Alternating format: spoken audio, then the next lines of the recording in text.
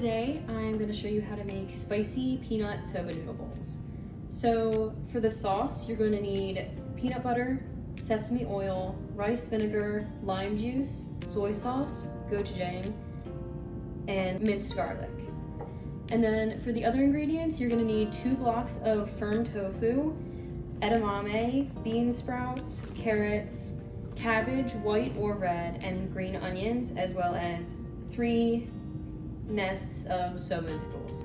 And then you're also going to need whatever seasonings you want for your tofu. I'm doing garlic powder, onion powder, and garlic salt.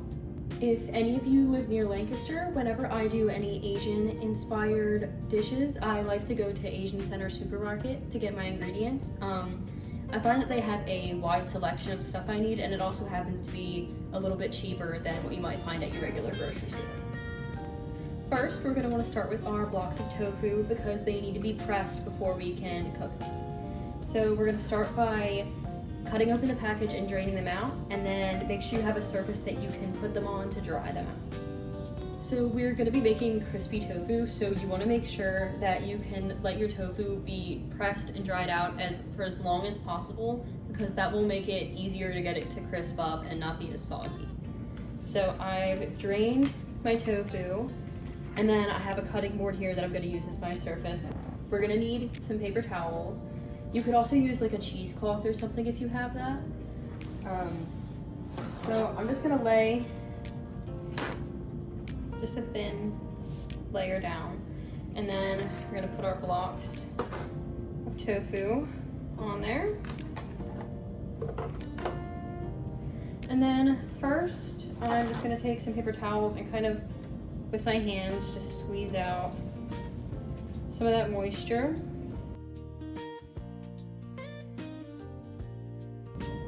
You want to be gentle with it. You don't want to press down too hard because it could start to break.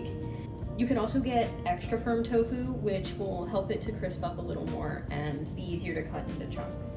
So now that I've just pressed some of the liquid out with my hands, you're gonna want to get some more paper towels. I'm gonna double up on top. And then you need something heavy to set on this that can press it down and weigh it down to squish the liquid out. I'm just gonna use this big pan that I have because it should give enough weight to just get some of that liquid out. And I'm gonna move this out of the way. Now, the next thing you're gonna wanna do is boil your water for your soba noodles. I'm gonna be using 3 servings of soba noodles. They're wrapped up in separate bundles. And you can kind of adjust the amount, also depending on what containers you're putting this in. You may be able to fit more or less, and it also depends on how many other veggies you're using, and if you want it to be more veggies and protein or more noodles compared to the other ingredients. So you're gonna wanna follow the instructions on the package of your soba noodles and just get them boiled and then rinse them with cool water. So now that I am waiting for my water to boil and my noodles to cook, I'm going to prep my veggies and get all of the sauce ingredients together into my sauce. For my veggies, a lot of them I already got pre-sliced and cut, just to make it easier and quicker. But if you bought like whole cabbage, whole carrots, you're gonna wanna cut those up now and get it all prepped to go in your bowls. For your sauce, you're gonna need some kind of blender. It doesn't need to be too big. I'm hoping I'll be able to fit it in this little one. So first, we're gonna start off with our peanut butter, and we need 5 tablespoons of this.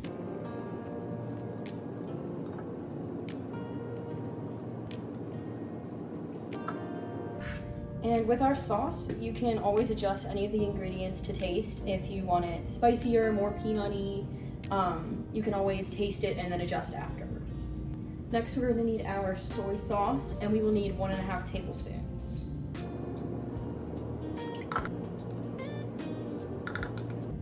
Now we'll need rice vinegar. You can also use apple cider vinegar if you can't find any of this or don't have any.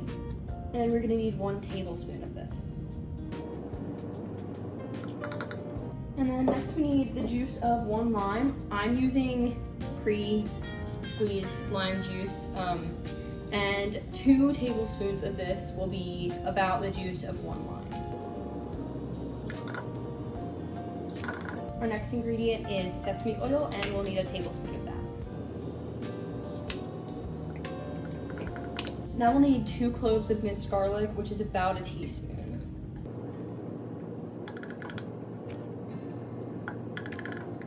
Our next ingredient is gochujang. It is hot red pepper paste. You can get it in varying levels of spiciness. So if you like spicier things, you can go for a spicier one, or for milder ones, you can choose a milder one.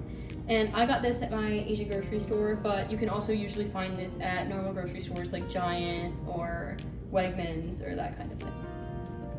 And then for the gochujang, I'm probably gonna put around 3 tablespoons in my sauce.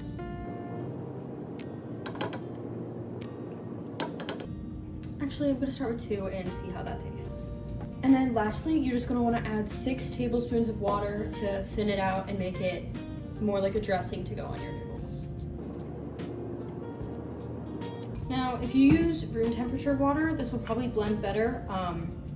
My Brita was in the fridge, so I am using cold water. Either works, but warm water will help it kind of all like immerse better in a shorter amount of time. And now I'm going to blend this up. All right, so I blended this up. Now I'm going to give it a little taste and see if it needs anything else. And I might end up doubling the recipe because I am making 5 meals out of this, and I don't know if this will be enough sauce. But I am gonna wait until I assemble my bowls to see how much I need. I added a tiny bit more water just to thin this out a bit more, and then I'll let you guys know if I end up needing to make more for my 5 meals. All right, that is perfect. So I'm just going to set this aside and we'll come back to it later. All right, now that my tofu has sat for a while, we're gonna get this prepped and start cooking it. You're gonna wanna pat any excess moisture off of the outside now. And we're gonna air fry this, so if you weren't able to leave your tofu pressed as long, you can always air fry it for a little longer if it doesn't get as crispy as you want. You're gonna want some kind of mixing bowl that you can put your tofu in once you cut it up, and that'll help you stir it around once you get the seasonings in there to get it all coated. So I'm just gonna cut this into small chunks. I'm just cubing it. You can also break it up into chunks with your hands if you want it in a more organic shape. This will be easier if you have extra firm tofu or if you've pressed it longer. And you can adjust the size of your tofu to your preference. The smaller the chunks are, the quicker they will crisp up. I'm gonna do my chunks about this big, probably like 3/4 of an inch by 1/2 inch. And they will shrink a little bit in the air fryer as they dry out.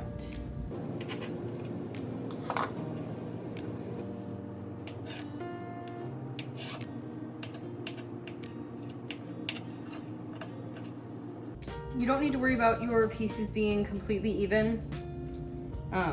Really, it's just a personal preference on how much you want to pay attention to that.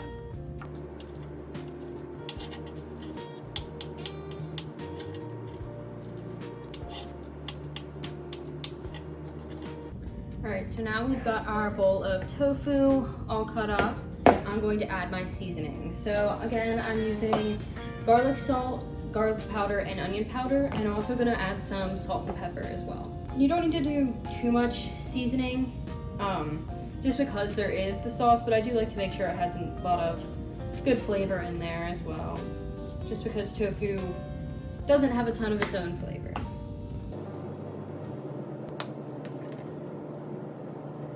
Now I'm just gonna mix this all up, and then I might add some more seasonings depending on how coated they are. This is what we've got right now. And I'm just using a spoon to stir this up, but you could also go in there with your hands if that's easier. I'm just adding a little bit more to coat the uncoated parts of the tofu. You can also give it a little toss. That can help stir them around a bit and get them coated without breaking them up too much. Make sure you don't add too much salt here because the sauce itself is definitely salty enough. All right, now my tofu is nice and coated in the seasonings. I'm going to put this in my air fryer in a single layer on the sheet You want to make sure that you don't have them stacked or they won't crisp up. So if you're like me and you have a smaller air fryer, you are going to have to do this in multiple batches. And again, the amount of time you cook this at will depend on how wet your tofu is and also how crispy you want it. I'm gonna start at 400 degrees for about 15 minutes. And you're gonna wanna make sure you shake the basket every 5 minutes to make sure they get evenly crispy. So I'm gonna start that now. You're gonna wanna use some kind of cooking spray so that your tofu doesn't stick.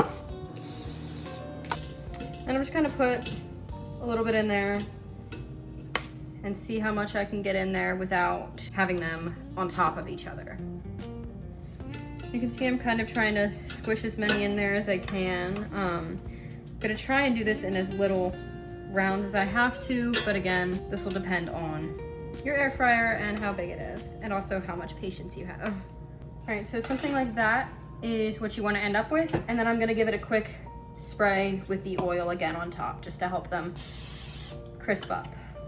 All right, so I've got my first batch of tofu in the air fryer, and while I'm waiting, I'm going to start prepping my bowls and getting all the ingredients in there.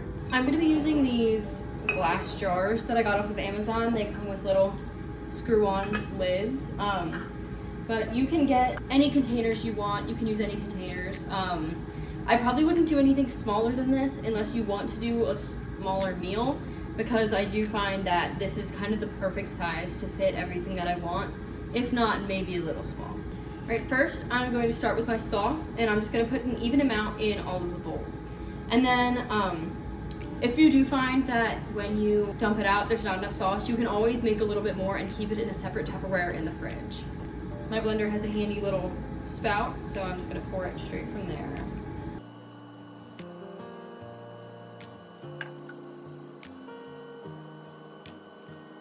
All right, I am a little short on sauce, so I'm gonna make a second batch. So if you're going for 5 meals, I would definitely double the recipe for the sauce. All right, I am back with my second batch of sauce. I just did the same exact thing that I did for the first one.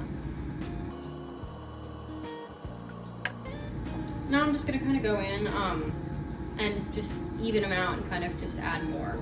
Again, if you're not sure how much sauce you want, you can also put this in a separate container and just leave it in the fridge to add more when you actually eat your meals. I'm gonna clean my jars up a little bit, so I made a little bit of a mess.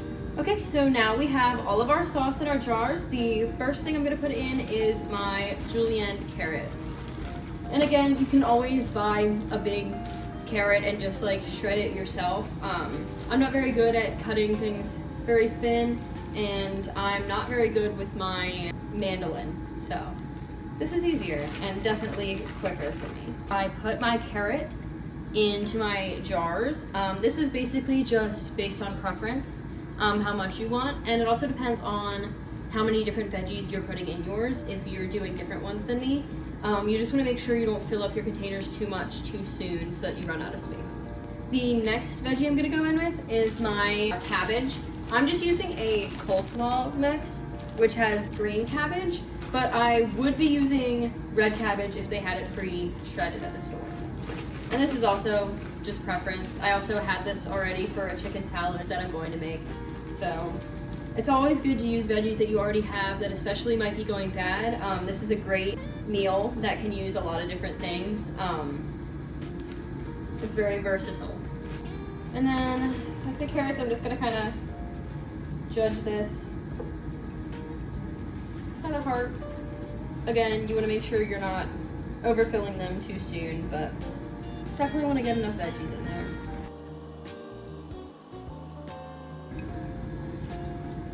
Alright, I'm happy with my amount of cabbage, I think. Now we're gonna move on. Alright, our next ingredient is gonna be bean sprouts. I got these at my Asian grocery store. You should be able to find these at a regular grocery store, but they might be canned instead of fresh. I like adding the bean sprouts to these because when you can get them fresh like this, they're super cheap and they add a nice crunch. Alright, that is all of my bean sprouts. And I know it looks like they're getting a little full, but once we put the other ingredients in, it will squish this down a little bit and you can kind of pack it in there. Our last vegetable for now is edamame. I just get them in this nice little container. I prefer them fresh to frozen. You can always get the frozen steam in bag ones, but I feel like these are better quality. And I can just find these in the produce section of my grocery store. All right, I'm just gonna kind of dump a little bit in there. I'm gonna try and fit the rest just because there isn't that much left. We'll see if I run out of room. Got all my edamame beans in there. The next ingredient is our soba noodles. I usually just leave them in the colander once they're done draining and after you rinse them. This was 3 servings of the soba noodles. It actually looks like it might be too much, so we'll see how much I'm able to fit. I like to just kind of grab them, obviously wash your hands first, and then just kind of shove them in there. Like I said, you can kind of pack it down a little to fit more in there, but you also want to make sure you leave room for your tofu. And just kind of eyeball it, try and get it even for each container. If you have less veggies, you could put more soba noodles and vice versa. Really just up to preference and what ingredients you have. Don't be afraid to kind of pack it down in there to fit more ingredients.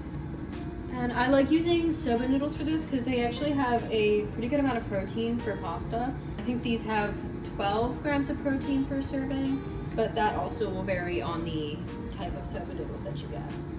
I'm happy to report that I was able to fit all of my soba noodles in there. I think 3 servings is the perfect amount. And now the last ingredient we need is our tofu, and then we'll top it with green onions at the end. This is what my tofu looks like now after 15 minutes. You can definitely see it's shrunken a lot. It's still a little bit squishy, so I'm probably gonna throw them in for another 5 to 10 minutes. I'll check after 5 and see how much more they need. I like my tofu to be extra crispy, but if you want it to have a little bit of a chewiness to it, you could definitely take them out earlier. All right, my tofu is done. This is what we've got now. I ended up cooking them for about 20 minutes at 400, and that got them nice and crispy. You want to make sure that you don't cook them too much so that they don't get too hard and definitely not burnt. Now I'm just gonna put the tofu in each bowl and spread it out evenly.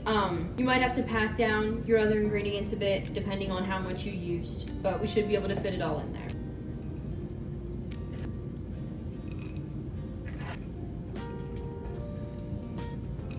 Our last ingredient is gonna be some green onions. You can do as many of this as you want. I'm just using some scissors to cut them up, but you can cut them up on a cutting board as well. Now I'm just gonna kind of cut these into each bowl right on top of the tofu.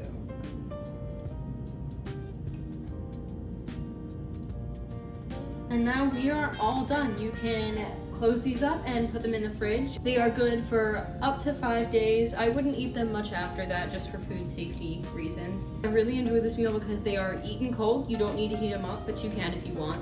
And they're pre-portioned, so you can just take one, dump it into a bowl, stir it up and eat it. This would be great to also bring with you to work for lunch or something just because it is so perfectly packaged.